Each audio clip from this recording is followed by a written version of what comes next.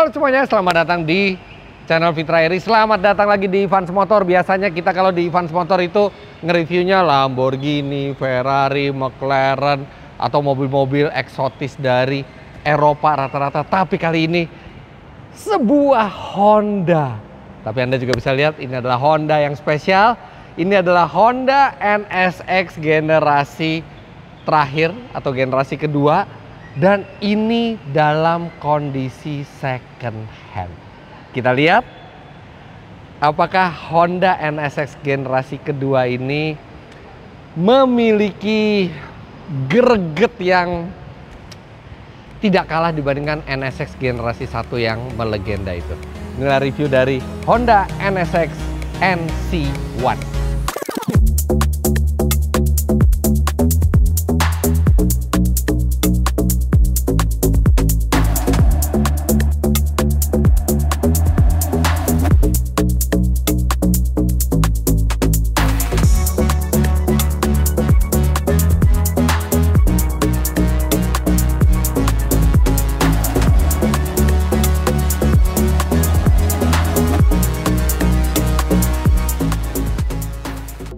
Ya, kodenya adalah NC1, sedangkan kalau misalnya yang generasi pertama itu NA1. Nah, kelahiran NSX generasi kedua ini itu tidak lepas dari kesuksesan generasi pertamanya. Generasi pertamanya itu sangat menghebohkan ketika pertama kali keluar, bahkan sempat dicoba juga oleh Ayrton Senna pada saat itu. Dan itu berlangsung produksinya sangat lama. Dari tahun 90 sampai tahun 2005. 15 tahun usianya, bahkan ada Type R-nya juga ketika itu. Nah, setelah itu berhenti. Nggak tahu kenapa setelah itu NSX generasi pertama dihentikan. Ya mungkin secara volume penjualan pasti tidak akan mengalahkan backbone mereka seperti Civic, Accord, atau CR-V ketika CR-V sudah muncul di akhir 90-an. Dan mungkin secara skala ekonomi tidak terlalu menguntungkan atau Honda ingin berkonsentrasi ke mobil normalnya lagi. Anyway, di 2005 NSX stop. Tiba-tiba di 2010-2011 muncullah rumor bahwa Honda sedang membuat lagi penerus dari NSX. Dan ternyata benar, di tahun 2012 mereka meluncurkan ini, Acura NSX Concept, yang bentuknya sudah mirip dengan produk jadinya. Walaupun dari konsep sampai ke produk jadinya itu masih butuh lagi sekitar 4 tahun. Pertama kali mobil ini keluar tahun 2016. Mobil di sebelah saya ini tahun 2017. Dan lagi-lagi di tahun 2022 produksinya berhenti. Dan kalau kita ngomong investasi, ini mobil luar biasa ya. Sama seperti NSX generasi pertama, yang sekarang harganya sudah gelap di pasaran, bahkan bisa menyaingi supercar dari Eropa yang baru. Nah, NSX generasi kedua ini juga salah satu contoh investasi yang bagus di mobil. Pada saat pertama kali diluncurkan di Indonesia, dan dengar-dengar ini adalah mobil pertama yang dimasukkan ke Indonesia dari total kayaknya nggak sampai 5 atau nggak sampai 10 unit di Indonesia. Ini pertama kali harga jualnya di 5 miliaran.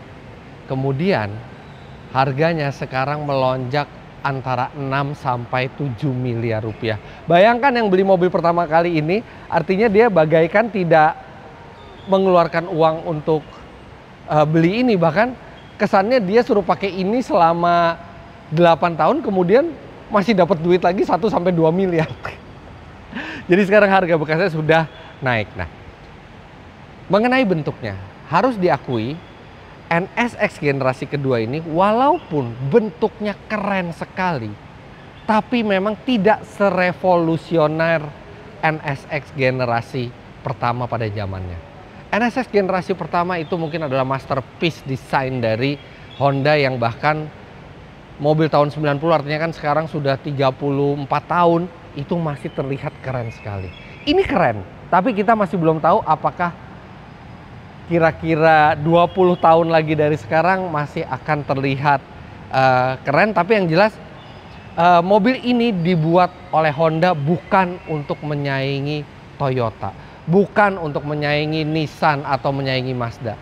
Tapi mobil ini memang disiapkan untuk menyaingi supercar ternama di dunia. Benchmark untuk performa mobil ini adalah Ferrari 458, Lamborghini Gallardo pada saat itu, Porsche 911. Jadi memang liganya sudah bukan berada di Liga Jepang lagi. Nah, sedikit cerita ya sebelum kita lihat mobilnya, tapi sedikit cerita dulu tentang NSX generasi kedua. Pada saat tim dari NSX NC1 ini mau mendesain mobilnya, mereka ditemukan dengan tim yang mendesain NSX generasi pertama, yang tentunya sudah tua-tua pada saat itu. Nah, di situ didapatlah kesimpulan bahwa NSX generasi kedua jangan merupakan versi baru atau versi perbaikan dari NSX generasi pertama, tapi harus benar-benar mobil yang baru. Namun spiritnya sama.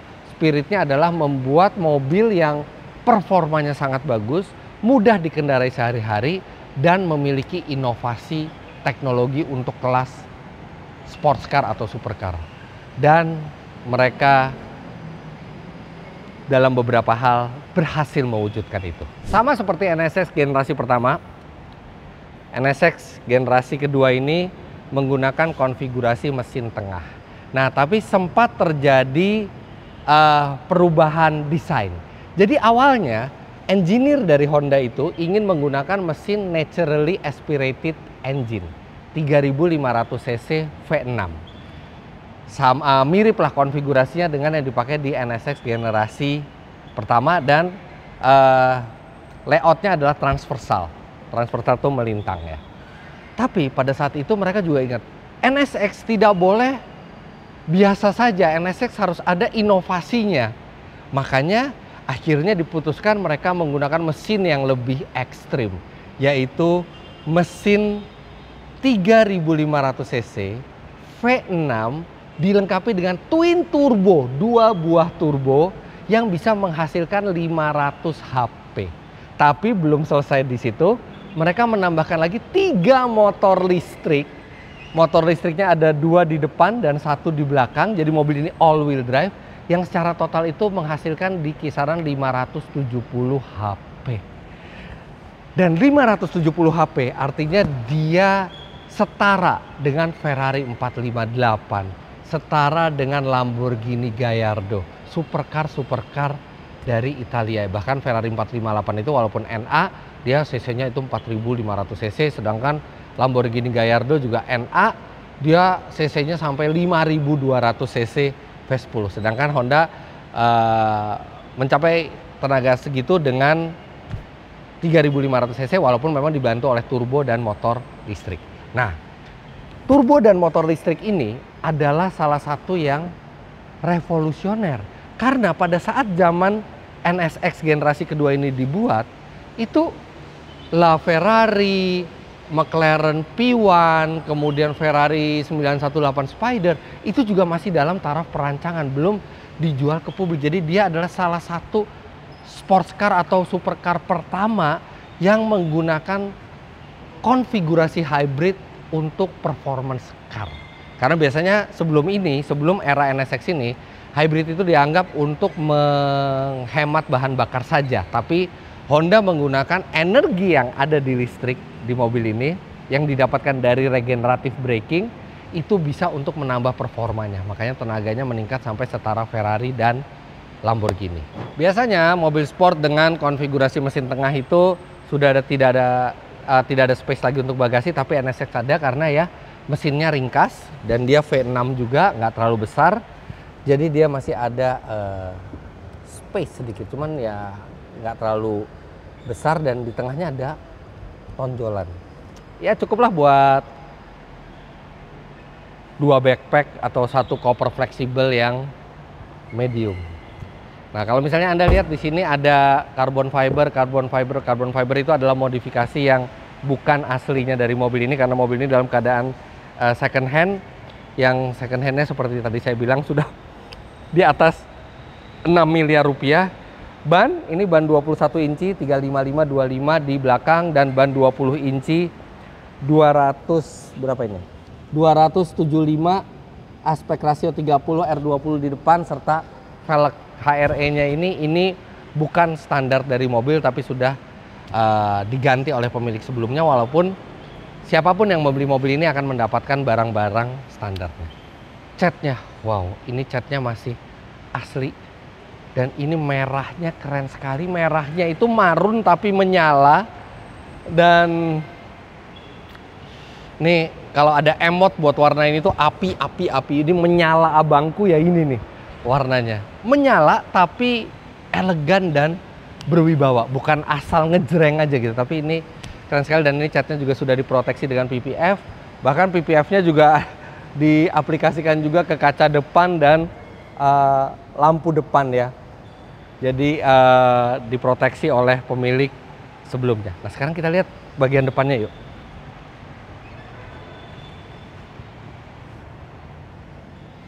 Biasanya di mobil-mobil seperti ini bukan logo Honda gitu yang kita lihat, tapi di sini Honda. Dan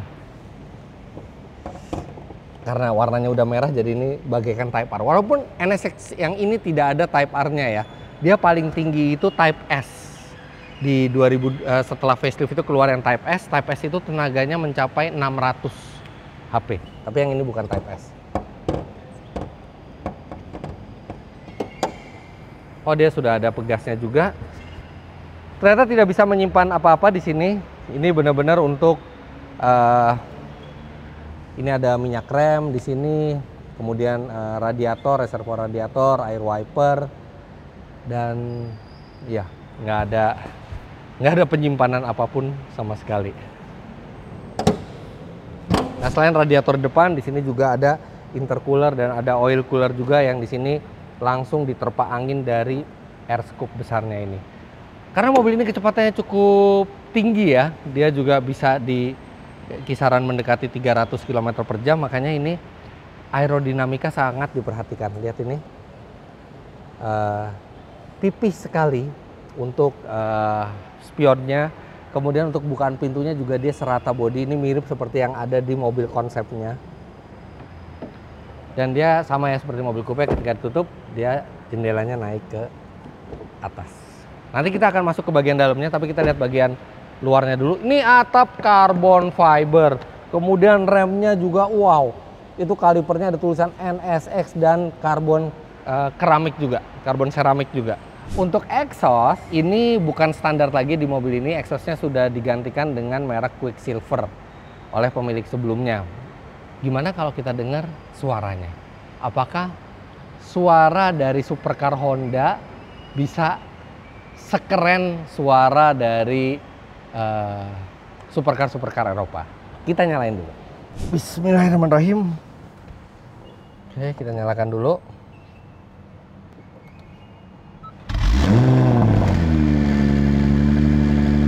Karena dia hybrid ya, jadi nggak ada suara cranking. Coba nyala aja. Wow, ini jelas definitely bersuara. Ininya apa? Knalpotnya. Oke, kita biarkan dulu dia idle dulu, mesin masih agak dingin. Oke, sekarang kita akan gas.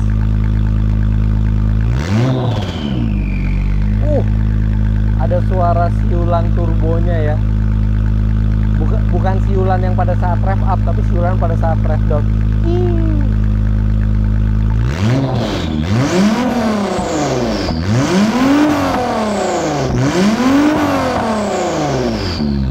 Ya, ini bukan suara Ferrari atau suara Lambo. Ini suara 6 silinder performance dari Jepang. Suaranya merdu, tapi memang bukan se-eksotis suara 458 atau Lamborghini Gallardo gitu ya. Tapi tetap suara yang berkarakter dan suaranya itu mencerminkan mobil yang sangat powerful. Nah, sekarang kita bicara masalah powerful ya. Berapa cepat mobil ini? Mobil ini karena dia all wheel drive ya, jadi dia bisa launch itu cukup cepat. 0 sampai 100 km per jam tuntas dalam 2,9 detik.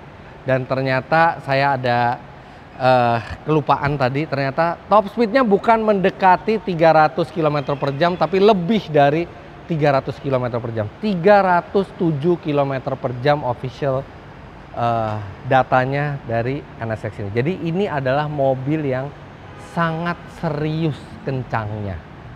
Bukan seperti NSX yang generasi pertama, di mana tenaganya itu tidak sampai 300 HP karena konsensus pada saat itu ya. NSX generasi pertama itu eksotis bentuknya, performanya biasa saja, tapi enak dipakai harian. Tapi NSX yang baru ini performanya sudah luar biasa, setara Ferrari, setara Lambo.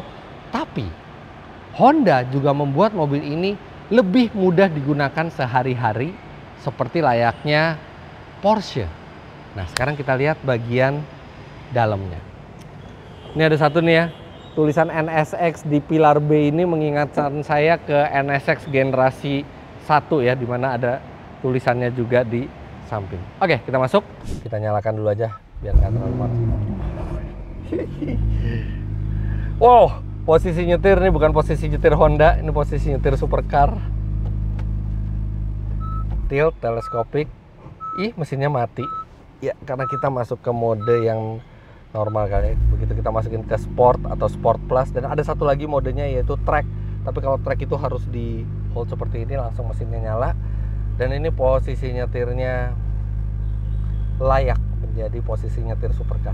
Rendah, kemudian kaki kita menjulur ke depan, dan khasnya Honda NSX tetap dibawa untuk kemudahan berkendara sehari-hari adalah dashboardnya yang rendah. Jadi visibilitas itu bagus. Kemudian setir itu juga flat top dan flat bottom, jadi kita keluar masuk mudah dan kita tidak terhalang. Kemudian setirnya juga sama seperti Honda-Honda yang lain, entengnya tuh. Tombol-tombol juga diambil dari Honda. Ya memang ini sebuah Honda gitu ya. Dia ada cruise control normal ya, belum ada fitur radar zaman itu. Kemudian AC dual zone. Tombol Econ tidak ada ya di sini, tombol Econ. Nah, untuk transmisinya ini dia tombol, dan ini masih dipakai sampai sekarang oleh Honda, terutama di produk-produk elektrifikasinya dengan model pencet seperti ini, dan untuk mundurnya itu dengan model ditarik seperti ini. Jadi ini ternyata sudah dari 2016-an sudah seperti ini Honda yang elektrifikasi. Rem parkirnya mirip sekali dengan Honda apapun yang Anda punya sekarang dengan electric parking brake, ada brake hold-nya. Nah, di sini yang keren ada Alcantara dengan emboss NSX. Ada layar infotainment, tidak terlalu besar layarnya, layarnya ini kecil tapi dia coba kita nyalakan ya. Pengen lihat juga menunya seperti apa. Oke. Sederhana sekali ya, tapi ya ini Honda sekali ya, font-fontnya semua nggak ada yang terlalu istimewa di sini. Smartphone connectionnya juga rasanya belum ada Apple CarPlay, rasanya ya, tapi saya nggak tahu pasti karena saya nggak coba. Yang keren adalah instrumennya. Instrumennya tidak semuanya digital, ada jarum di kanan dan di paling kiri itu untuk fuel, bahan bakar, dan untuk suhu air radiator. Tapi yang di tengahnya ini bener-bener full digital. Ada RPM-nya besar dengan kecepatan di tengahnya. Kemudian ada level baterainya. Kemudian ada assist atau charge ya. Jadi baterai itu memang untuk mengassist tenaga ya. Kalau kita masuk ke mode quiet, dia jadi biru instrumennya. Kalau kita masuk ke mode sport, dia jadi hitam. Kalau kita ke Sport Plus, dia jadi merah. Kalau kita masuk ke track, sama merahnya, cuman bedanya track sama Sport Plus itu powertrainnya, kemudian all wheel drive-nya, kemudian vehicle stability assist-nya dibikin yang paling menunjang performa di track. Ini juga lucu ya, ada MPH atau kilometer per hour, jadi kita bisa mengubah satuan dari speedometernya itu ke mil per jam atau kilometer per jam di sini. Ini praktis, ini sangat mudah. Tombol-tombolnya itu nggak ada yang aneh-aneh, bahkan tergolong simple. Dan di sini ada pedal shift. Oh ya, gearboxnya sendiri mobil ini menggunakan otomatis 9 speed. Jadi memang agak-agak kebanyakan ya, tapi ya itu akan membuat rasio gigi itu menjadi rapat sehingga akselerasi di putaran bawah dan menengah itu kuat. Tapi juga di gigi terakhirnya bisa dibuat lumayan panjang supaya menghasilkan top speed yang tinggi. Masih ada ini di sini Masih ada laci yang ini lumayan loh space-nya untuk ukuran sebuah sports car. Di sini juga ada tempat penyimpanan. Di sini juga masih ada tempat penyimpanan untuk cup holders. Nah, itu yang saya tidak menemukan. Mungkin di sini ya cup holder cuma ada satu ya. Kalau kita pasang partisinya di sini bisa satu cup holder, tapi nggak ada lagi. Jadi untuk minuman memang nggak banyak tempat, tapi untuk penyimpanan lumayan banyak ya. Ini enak banget loh nyetirnya. Saya pikir gitu ya, ini mobil 5M barunya, mungkin bekas-bekasnya sekarang udah 8 tahun, mungkin udah 2-3M. Enggak loh, naik. Makanya kalau mau investasi di mobil, belilah mobil-mobil seperti ini yang harganya itu cenderung bertahan, bahkan bisa naik gitu loh. Apalagi ini unitnya yang sangat jarang. Lampu normal-normal aja, nggak ada yang istimewa. Dia juga udah nggak ada sunroof ya, karena carbon fiber di atas supaya bobot itu lebih ke bawah, supaya pengendaliannya itu juga bagus. Tapi ini sih bakal mobil yang enak sekali buat dikendarai. Posisi duduknya sangat ergonomis, sangat nyaman, dan visibilitasnya juga mudah. Ini pasti salah satu supercar yang sangat mudah dikendarai di jalan raya. Bahkan mungkin bisa lebih mudah dari Porsche 911. Sesuai tujuan Honda pertama kali bikin mobil ini. Saat ini NSX kembali discontinue, belum tahu kapan Honda akan membuat lagi NSX generasi ketiga.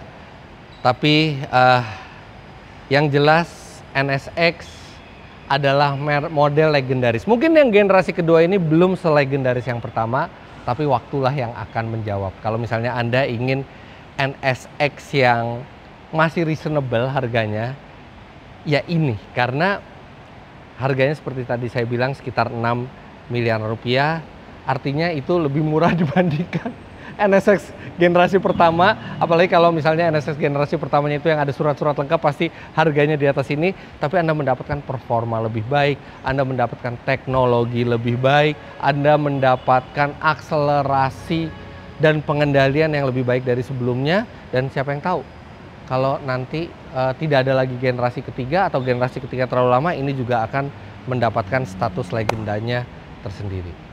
Tapi saya harus beritahu berita buruknya satu ke Anda, bahwa mobil di sebelah saya ini sudah laku. Jadi kalau Anda punya uangnya 6 miliar rupiah dan Anda mau beli mobil ini, terpaksa Anda bersabar dulu karena mobilnya sudah milik orang. Dan terima kasih pada pemilik barunya yang mengizinkan saya masih untuk mereview mobil ini. Tadinya kita mau reviewnya itu di Pantai Indah Kapuk supaya kita bisa nyetir mobil ini di jalan. Saya belum pernah nyetir mobil ini, tapi karena keterbatasan waktu, saya mestinya tuh besok syutingnya, tapi terpaksa dipercepat hari ini karena besok saya mesti keluar kota, jadi nggak sempat dipindahkan ke Pantai Indah Kapuk. Ini unitnya ada di Evans Motor Pondok Indah, jadi saya juga males bawa keluar, masih macet. Jadi sekarang sekian dulu review first impressionnya. Jangan lupa Anda klik like bila menyukai video ini, komentar di bawah, dan subscribe ke channel Fitra Eri jika Anda belum. Follow Instagram saya @fitra.eri, Instagramnya Evans Motor _official di sini. Terima kasih banyak Anda sudah menyaksikan. Sampai jumpa di video selanjutnya. Bye bye.